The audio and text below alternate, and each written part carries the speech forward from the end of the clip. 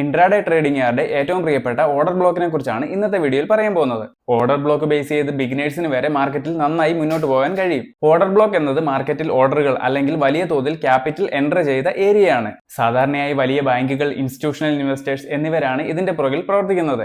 Order block identify ചെയ്യുന്നത് എങ്ങനെയാണെന്ന് നോക്കിയാൽ, ബുള്ളിഷ് കേസിൽ പ്രൈസ് ശക്തമായി പുഷ് ചെയ്യുന്നതിന് തൊട്ടു മുന്നിലുള്ള ക്യാൻഡിലിനെയാണ് ഓർഡർ ബ്ലോക്ക് സോണായി കരുതുന്നത്. ഈ ക്യാൻഡിൽ റെഡോ ഗ്രീനോ ആകുന്നതിൽ കുഴപ്പമില്ല. ഇത് കരുതുന്നത് നേരത്തെ പറഞ്ഞ ഹ്യൂജ് ക്വാണ്ടിറ്റി ഓർഡറുകൾ, അതായത് ബൈ ഓർഡറുകൾ പ്ലേസ് ചെയ്ത ഏരിയ ആയതുകൊണ്ടാണ്. പ്രൈസ് ശക്തമായി പുഷ് ചെയ്ത ഏരിയ ആണോ എന്ന് കൺഫേം ചെയ്യേണ്ടത് അവിടെ ഒരു ഇൻഎഫിഷ്യൻസി ക്രിയേറ്റ് ചെയ്യുമ്പോഴാണ്. ഓർഡർ ബ്ലോക്ക് വാലിഡ് ആകണമെങ്കിലും അവിടെ ഒരു ഇൻഎഫിഷ്യൻസി കൂടിയേ തീരത്തുള്ളൂ. അതായത് ചാർട്ടിൽ കാണുന്നത് പോലെ സ്ട്രോങ് ബുള്ളിഷ് ക്യാൻഡിലിന്റെ പുറകിലത്തെ ക്യാൻഡിലിന്റെ ഹൈയും ലോയും മാർക്ക് ചെയ്ത് വരച്ചു. വാലിഡ് ആണെന്നുള്ള ആദ്യത്തെ കൺഫർമേഷൻ എടുക്കാനായി ക്യാൻഡിലുകൾ തമ്മിലുള്ള ഗ്യാപ്പ് വെച്ച് മനസ്സിലാക്കണം. ഈ ഗ്യാപ്പിനെയാണ് ഇൻഎഫിഷ്യൻസി എന്നതുകൊണ്ട് അർത്ഥമാക്കുന്നത്. അടുത്തതായി സ്ട്രക്ചർ ബ്രേക്ക് ഉണ്ടായോ എന്ന് നോക്കണം. അതായത് ചാർട്ടിൽ കാണിക്കുന്നത് പോലെ നിലവിൽ ഫോളോ ചെയ്ത പാറ്റേൺ വിട്ട് ഒരു ചേഞ്ച് ഓഫ് സ്ട്രക്ചറും കാണിക്കണം ഒരു വാലിഡ് ഓർഡർ ബ്ലോക്ക് ഫോം ചെയ്യാനായിട്ട്. കൂടുതൽ ചാർട്ട് വെച്ച് ചേഞ്ച് ഓഫ് സ്ട്രക്ചറും ട്രേഡിംഗിൽ ഇത് എങ്ങനെ ഉപയോഗിക്കാമെന്നും അടുത്ത വീഡിയോയിൽ പറയാം. താങ്ക്